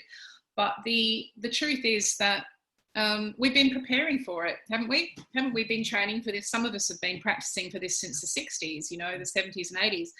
And when it lands, you deal with the end of the system. It's a little bit, for those of you who are tarot readers, it's a little bit like the Tower card in the tarot, in that the lightning bolt arrives, the tower collapses, the people are thrown out, and you have a choice. You can either go back and rebuild the tower, or you can walk away and start again. And there are some people who want to rebuild, you know, and there are an awful lot of people who don't want to go back at all, which is really interesting. They have a different vision. The future belongs to people who can see the so-called impossible and make it happen. It's interesting you talked about the feminine nature of the shift of things. I mean, I've had a radio show called The Rise of the Feminine. I've talked about this rising, not just women, but the rising of feminine energy. You're saying it's the end, not the end of men, the end of the toxic, or the worst expression of masculinity.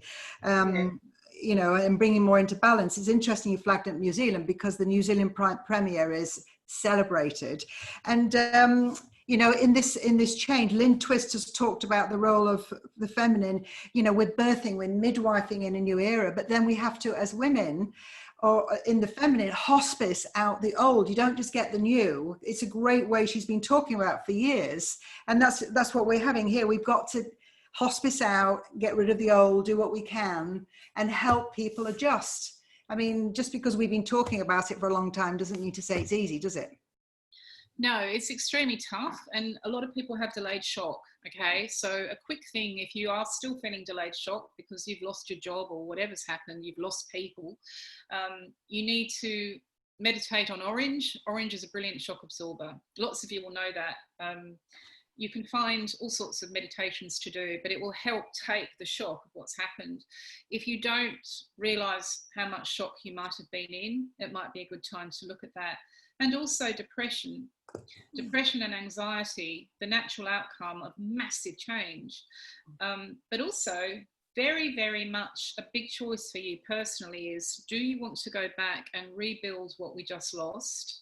Do you want to, because many women are very good at doing that kind of stuff. We are the carers and the caretakers. Do you want to roll up your sleeves and go back and rebuild? Or do you want to walk away and find like-minded people and start all over again with something completely different? Because this is the only chance that you're going to have. You know, astrologically, we're at, going back to these dates again.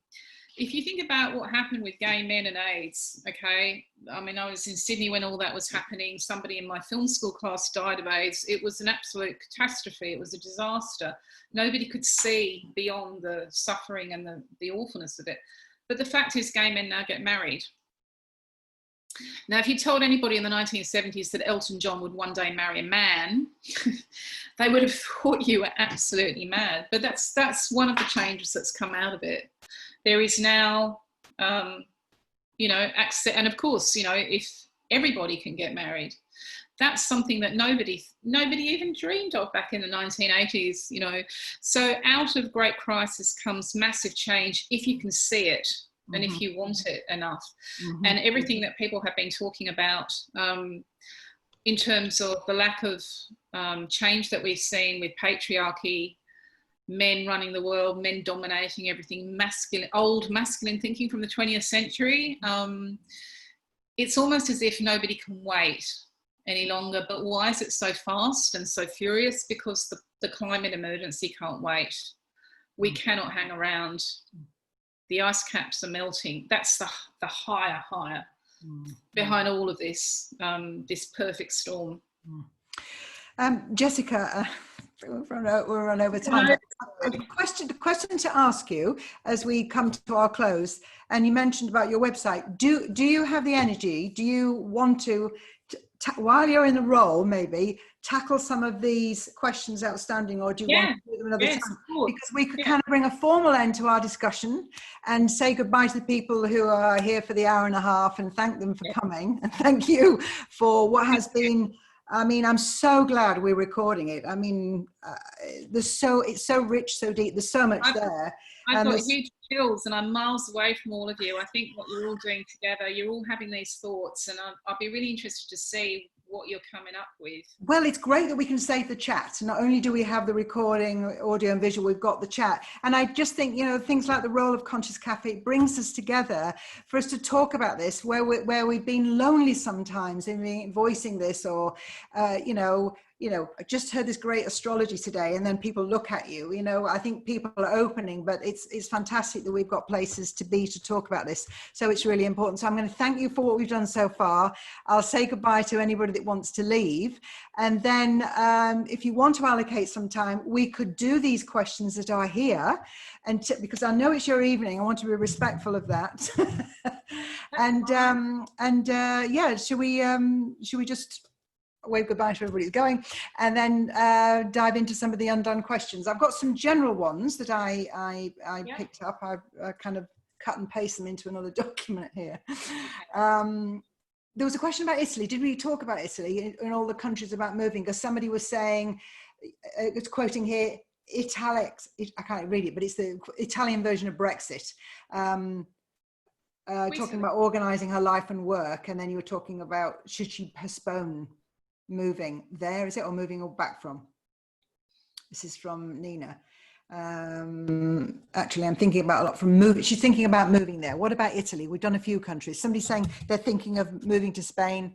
And can you start a Conscious Cafe? Yes, you can. Contact us. Lovely. Absolutely. Yeah, Italy, Spain, you know, yeah. Yes, Italy is going to leave the European Union. This is a very old astrology prediction from even before the Brexit vote in 2016. The European Union is going to break apart for economic reasons and also for reasons of COVID, okay? So the best advice I can give you with Italy and with Spain is to just update yourself every single day, okay, on what's going on, because it's going to be so rapid between now and January 2022 during this Gemini Sagittarius weather. It's constant. So, you know, if you like to live dangerously, if you enjoy the thrill of the unknown and adventure, but be aware that you may get stranded or stuck, okay, and be aware that there are no guarantees.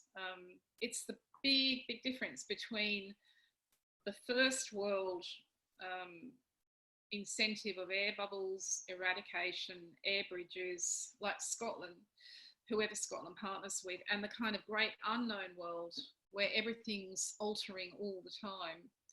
So some people really enjoy that kind of life, but if you prefer to have a little bit more security, you would stay away from Italy, because Italy is going to leave. Okay. And the European Union as a whole is in, we have the chart for it here, is in total disarray. Your volume is just, I was just going to say, your volume, and it's just come up again as the volume. So I don't know what you did, but now we've got the higher volume. Okay, yes. I was just picking up my Book of World Horoscopes to find the chart for the euro. But yeah, you'll really have to decide, do you want to be flung around by this mutable weather backwards and forwards, or would you prefer to aim for an area which is going to eradicate and control the virus, but really limit your movement? Okay, so aim for somewhere with known safety, even though it might not be in your top 3 of places you would have chosen. In fact, what is the criteria that you're choosing to move there? Is it to go back to family, or is it start a new life? And I think Greece was the question here about Greece. Yes, Greece is the same. In fact, this original prediction on my website happened because lightning struck the Acropolis. And readers were asking me, you know, is it a sign? Lightning is associated with Uranus. And this is really a long time before the Brexit vote was even dreamed of. It was really clear that the European Union was going to finish and that the euro was also going to finish. And of course, at the time, you don't know why. You have no idea why. And now we know why. So it's not just the departure of the United Kingdom, it's the whole economic structure of the EU, and also the temptation of being able to control your country and eradicate something that eventually drives you nuts, because you never know from one day to the next where you stand with it. So yeah, the world will be divided into the hot air balloonists, you know, who go, what the hell, I'm getting into the hot air balloon. And the people who go, I want to know what's going on. Yeah. Somebody said here, is the virus really deliberate social re-engineering? Whoa, that's a massive question. That is a big question. Thought I'd ask it though. Who's that? It's a very fair question. When I made the original prediction, which was in March 2019, as a psychic, okay, as well as an astrologer, I was really bothered by the lineup of numbers. So the numbers of the date when the first person died from the virus in China were 10012020. And I thought it might have been a sort of scrambled code as well as an important date. Remember, this is March 2019, so it's a really long time before we've even heard about this virus in Wuhan. And I had my answer because the South China Morning Post published a map which scientists had put together showing those numbers, but they were scrambled. And the reason that those numbers were scrambled, 20102020 at the bottom of the map, was that a particular bandwidth of the world had been hit with the virus first. It's really important to remember that we had a massive outbreak in Italy very soon after the outbreak in China. You need to find, the map is in the South China Morning Post. I think it was published in March or April when scientists were beginning to look at this odd pattern of very early, huge outbreaks, you know. And it did in fact have that scrambled number sequence at the bottom of the map. So I'm going to throw it back to you. At the time when I published the prediction, I asked the readers, I'm really bad at codes. Any of you out there who are good with this stuff, can you decode it for me? Because it's bothering me. And nobody did. But I think you should ask questions and not stop asking questions about this thing. That's my reply. A lot of people don't think it's real, you know, and there's people who don't think it's real and we're overreacting and it's a plot and really scared. It's so nutty, you know, because my friend Matteo De Cosmo, he worked in Hollywood. He was the father of my godson, and he was gone in 3 weeks. He was admitted to hospital in New Jersey, and you know, he's a fit, healthy, I think he was 52 or 53, Aries, and we all were very heartened because they said, oh, he's taking a turn for the better. We think we're going to send him home. We're going to take him off and put him on oxygen. And he was gone in 3 weeks. So, and another friend of mine who is a lot older than that, but she survived everything, you know, but she didn't survive this because she was unfortunate enough to be in a care home with 9 other people who all died in the same month. So I don't know why people don't think it's real. You know, why wouldn't you think it's real? Something they think it's, and they think it's come back to lack of trust of the structures. So the true messages can get lost in structures that, you know, where the messengers aren't trustworthy. We have a lot of people asking about Israel in the Middle East. So I need to flag Israel in the Middle East, the situation there. So so I had a look at the chart actually just before I came on. So just basic astrology. Whenever you see shipping, and you see chemicals, and you see Neptune symbols like that, you always look for Neptune in the chart for Lebanon, or you look at what's happening with a transit from Neptune. So I'm just looking for it now in my trusty book of world horoscopes. Some of you will actually have, oh yeah, here we go. So, okay. So what we have here is a Neptune hit. Neptune transiting at 20 Pisces, aspecting Venus at 20 Capricorn in the Lebanon chart, very close to Mercury at 19 Scorpio. Again, that 19 degree is really important, thinking about January 2021. But that's a direct hit. And that Lebanon chart is set up for the 26th of November 1941. We've used 12 noon in Beirut, and it's gone off. Whenever you get Neptune, you get confusion, confused people and organizations and thinking. It's like being underwater. So chemistry and chemicals are a Neptune symbol.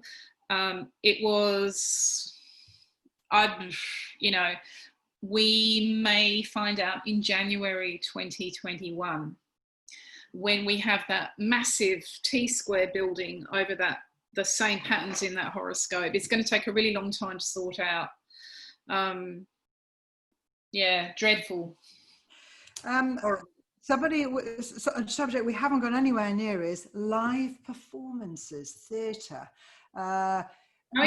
Musicians, global tours, digital music royalty rights. That's a whole area we haven't touched on, and it's a really important one, because what we've really been missing is all these live gathering together and listening and music and having artists do things. So any thoughts there?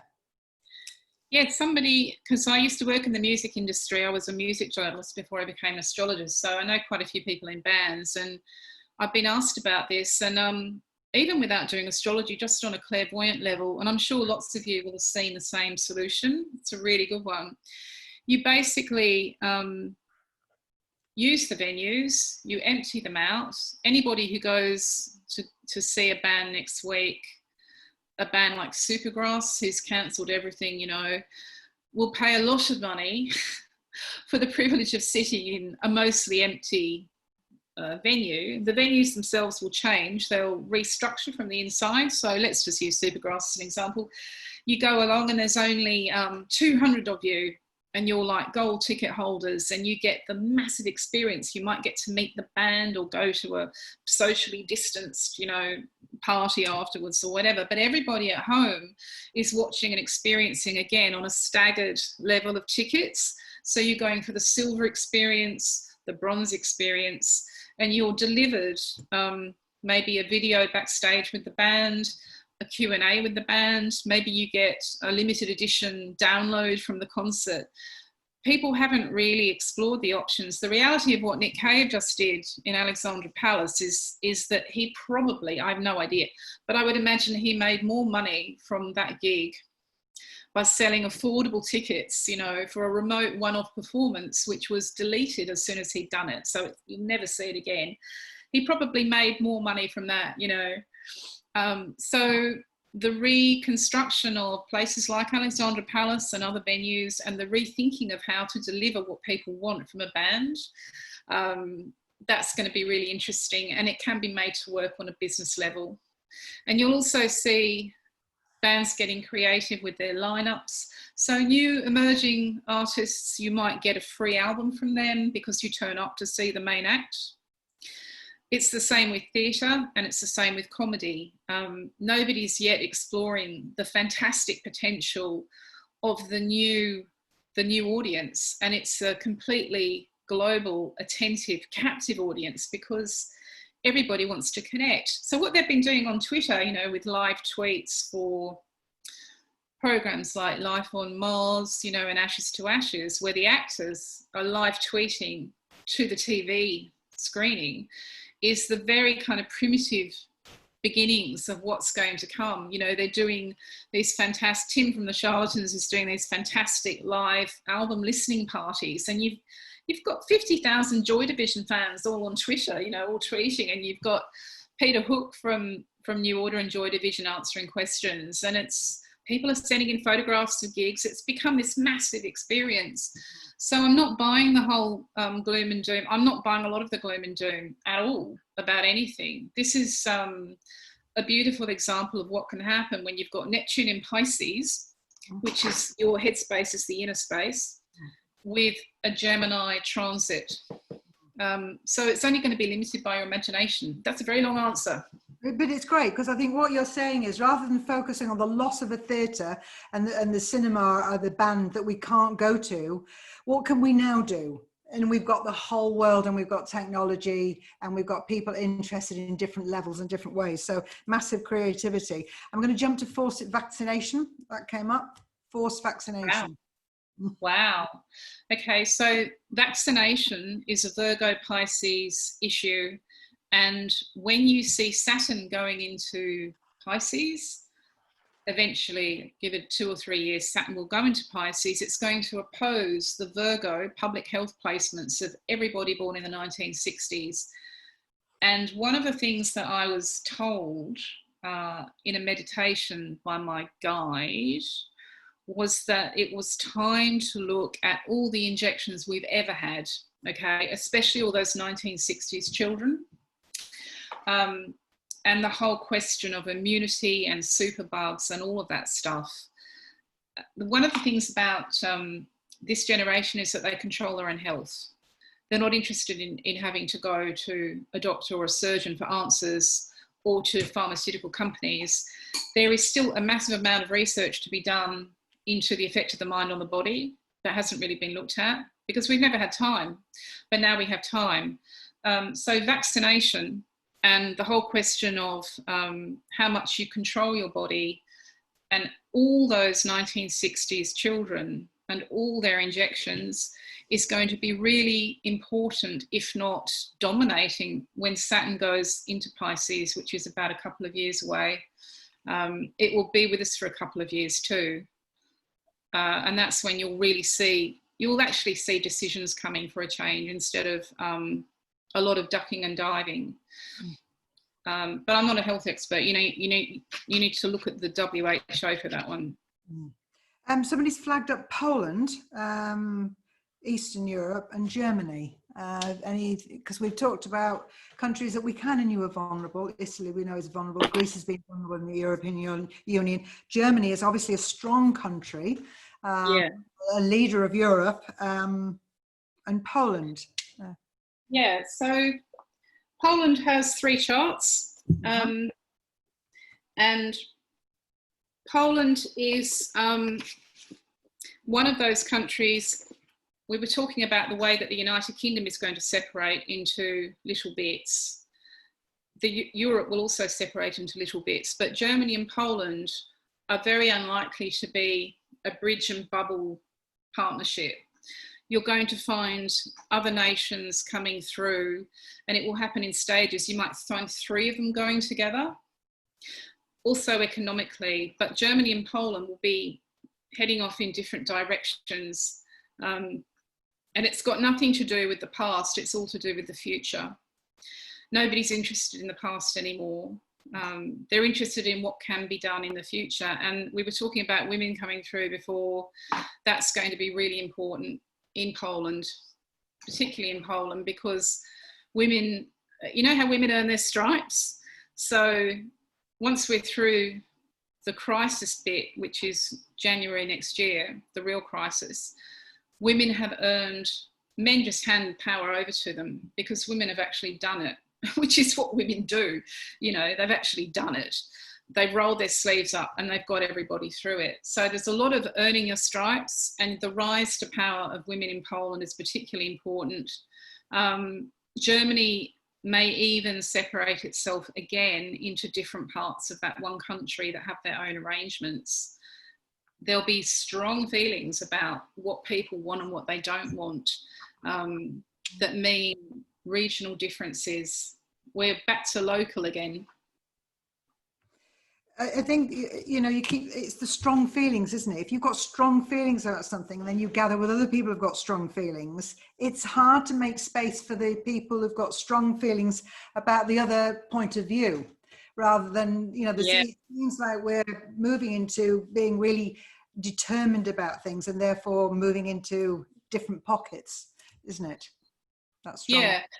It is one of the things that happened, if we go back to these cycles that we were looking at before, was that people had to decide where their passions led them to live and to work. Uranus in Taurus, which is the background music, is about your new life budget. So you put an amount of money, you price what you value that can't be bought. So it might be peace of mind, it might be security, it might be adventure, but you will apply that to where you end up living. But when you live there, you really live there, so there's no more economic migration becomes a thing of the past, as it was for all these other cycles, because you have to mean it when you live somewhere, because you're going to become part of the community. And it's much more than the country. It's actually about the town or the city. You have to really mean it, because you're going to really get to know each other pretty well. So there has to be a big attachment to the place. It's not just, oh, there's a good job going in, blah, blah, blah. It's maybe a country that you've already felt passionate about and traveled to. You may marry it, and you may never go back. You might not go back for years and years, because travel will be very expensive and travel will be extremely restricted. I don't want to sound too kind of nihilistic about it, but the truth is that all these cycles that we've had before with pandemic and plague happened for exactly the same reason, which is too many people in too small a space, like London in the 1660s, and too much movement. So everybody in Great Britain became infected because rich Londoners left in 1665. And they took the rats and the fleas with them. And then Scotland shut borders. So really there's nothing new under the sun. I'm just going to flag up a cryptocurrency one as before we close. Which cryptocurrency in particular will be successful and rise in value in 2 years? Any views on which DeFi service will boom like Bitcoins in 2 years? Because that's a bit different to what we've been talking about in terms of areas. Any thoughts on that? That's really, Bitcoin's tied to the American economy. It's corporate USA, and America, the future president is going to be Robin Hood, okay? Robin Hood will become the president and the rich will give to the poor, okay? So Bitcoin is really an American experiment, and it's the same as same old. There's really nothing new there.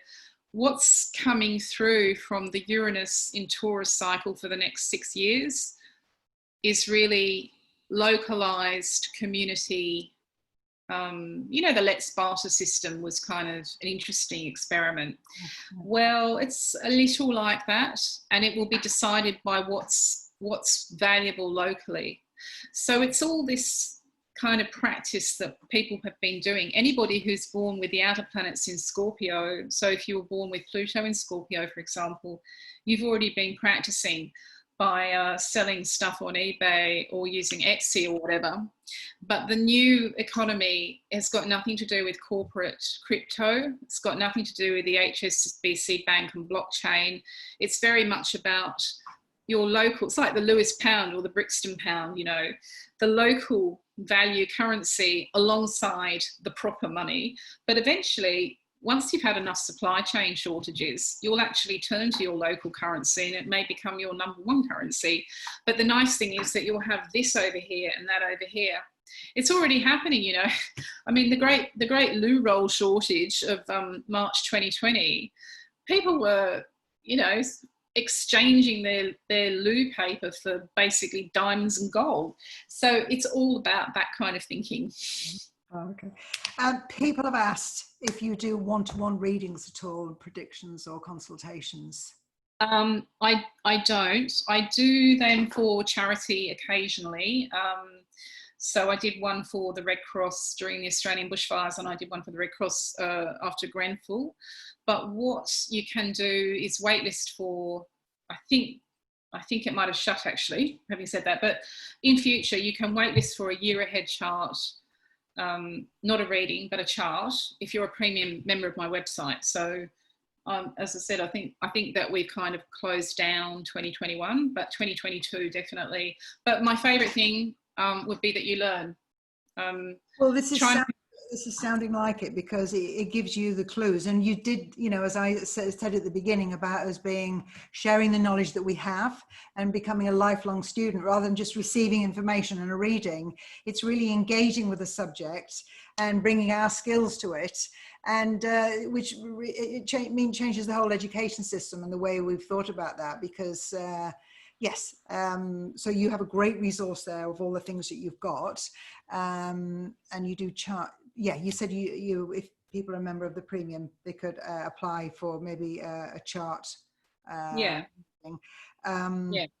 We do have on the stream people's questions, which are, some of them are quite detailed. I've tried to ask general ones that I think apply to the world and that involve everybody. That stream is there. If you were able to do any of that, you'll have the stream if you're able to record anything or do anything. If not, that's okay, but I will send that to you and you can see if there's any questions that can be answered, then you can let that'd be great. So for the next hour, what I'm going to do is open up a feature on my website, jessicaadams.com, and it will be called ConsciousCafe. Okay. So I will transfer over the questions that I have from you, Gina, and answer them there. But if you want to just ask me directly, just use the comments box below the feature, put in your question, put in your birth time, date, and I will, I'll just, I'm quite happy to do it, you know, because quite frankly, there's nothing else going on in Tasmania tonight. So we are the island below the island. People go to your website, jessicaadams.com, yes, and they find something and it says Conscious Cafe. Yeah, so that'll be up in, let's say, half past the hour. So it's now 3 past the hour, so 30 past the hour, it will be up, and I'll answer your questions there. Okay, so I'm not going to transfer the questions here because they're all over the place and there's a massive list. But if somebody is here and they have a question they've put that they would like an answer to, that is the place for you to go. And that is Absolutely. so kind of you, really is, to do that. Thank you. But it's fun, yeah. I think we've got more than enough information here to last us quite a few weeks in digesting. And the nice thing about our Conscious Cafes, we can get together in community, in small groups, and discuss this. How does it affect us in terms of what we do, our lives, where we think we're going to travel, you know, immediately, you know, thinking about rethinking food. I'm part of a social meetup in Skipton and I like to cook dinner. I can see, you know, the sharing of food and meal resources and cooking something healthy and introducing people to new ideas. It's where it's at if we're not all going to go and sit in a pub or a restaurant, you know. So at every turn, it's about being creative, isn't it? And how can we better use the resources we've got? How can we share? How can we input? And use our voices, isn't it? Completely. We are, as you said before, Gina, we're being given what we wanted. It's amazing. It's being offered up, but we have to make it happen. So it's a bit of a change. The old way of thinking was expecting somebody else to do something for you. They are going to fix it for you, the mysterious they. But what we've been shown this year is that they often get it badly wrong. And that you've got to make things happen for yourself. Most importantly, don't listen to anything that's gloom and doom. It's completely irrelevant. You can feel the fear and do it anyway.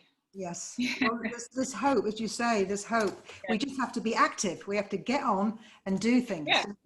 Yeah, completely. Support each other, make it happen. And the cafe is a good way to do that because you can't do it alone. You need to be topped up. We can't do it alone because we have a thought, somebody else, we share it, somebody else has an idea, somebody else comes in with their thoughts, and between the 3-4 of us, or however many, something new emerges from the conversation that we've had together. That's right. Jessica, it's been absolutely brilliant. Thank you. Thank you so much on behalf of everybody. I think as we say goodbye, can I unmute all? I've got to mute all. People can unmute themselves and do a thank you, a wave, applause, goodbye, hello. Awesome. Thank you. Thank you. Thanks, Jessica. Thank you, Jessica. Thank you so much. Thank you. Brilliant. Thanks, Come back again. Thank you. All right. Oh wow, I'm getting a bit teary. Oh. I am. You're a wonderful host. Thank you. Thank you. Thank you. I'll see. So helpful. See you tomorrow. I'll see you on my website. Yeah, well, we hope to see. We write. I mean, there's still 54 people. We write to everybody afterwards. We'll send everybody a link. We'll get it up on YouTube for people. We'll keep it as unlisted soon, and then we'll promote it in a week or two. And come and join us at ConsciousScafe in September. Come back and see us. It's been lovely meeting everybody from around the world. It's been such a pleasure and honour to be here, talking to Jessica and seeing you all. Thanks for all your questions. All your engagement and the lovely stream. Yeah, there's so many comments in there. Thank you so much. I'm going to go to my website now and start. You go, Jessica. Get a cup of tea and then start up the website. Thank you so much. Fantastic. We've got feedback here on the speakers. Oh, lovely. Nobody wants to go. We've got the could hang out. I would hang out all afternoon, but I've got to drive to the Lake District. Thank you. Gina, Hey, Annie. Hello. want to turn off the recording? Oh, God, yes. Excuse me. It's Melanie's website's whistling.